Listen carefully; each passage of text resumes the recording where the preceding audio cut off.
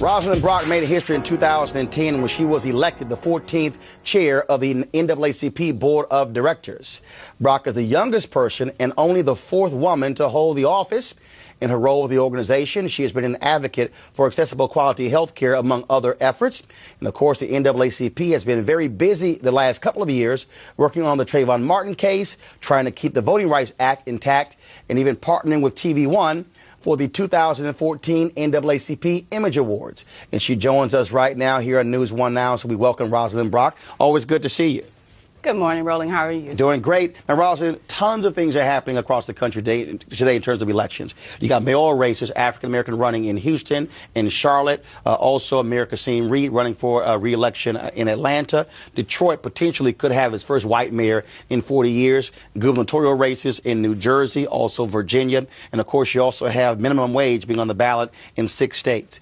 We know what happens. We often hear what happens in terms of the NAACP in presidential elections when it comes to those kind of elections or even midterm elections.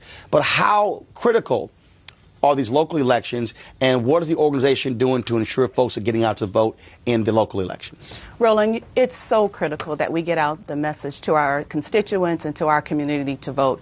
You said it earlier on the radio that we do a very, very good job in going out doing a presidential election every 4 years. But we fall down and we stay at home in midterm elections, which are critical to our future.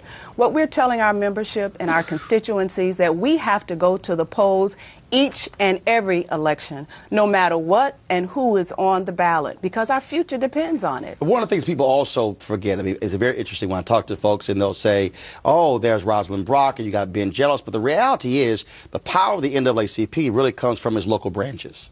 It is. The lifeblood of our organization resides in our field, and the leaders who day in and day out as volunteers continue to advance the cause and the mission of this great association. You know, we've been around more than almost nearly 105 years in February of next year. There's no way that any organization can last that long if we don't have a fortified foundation, and it lies in our memberships that are across the length and breadth of this nation. The doors of the organizations would have been closed long ago if we did not have a dedicated cadre of civil rights advocates. And I would say we're doing a phenomenal job of creating and developing a new generation of social justice advocates, because we believe that courage can't skip this generation. You're also dealing with a change in leadership. Ben Jealous announced that he is stepping down. And it's been very interesting. I've heard a lot of people talk about it's now time for a woman to lead the NAACP. The reality is there have been women in the past who have led the NAACP.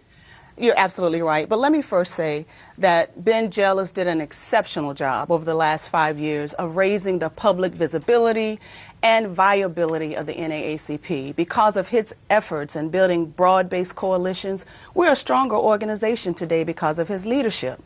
Now, as we look at the future, as you know, on November the 1st, we selected a woman, Lorraine Miller, the former clerk of the U.S. House of Representatives, to serve in the interim capacity as president and CEO.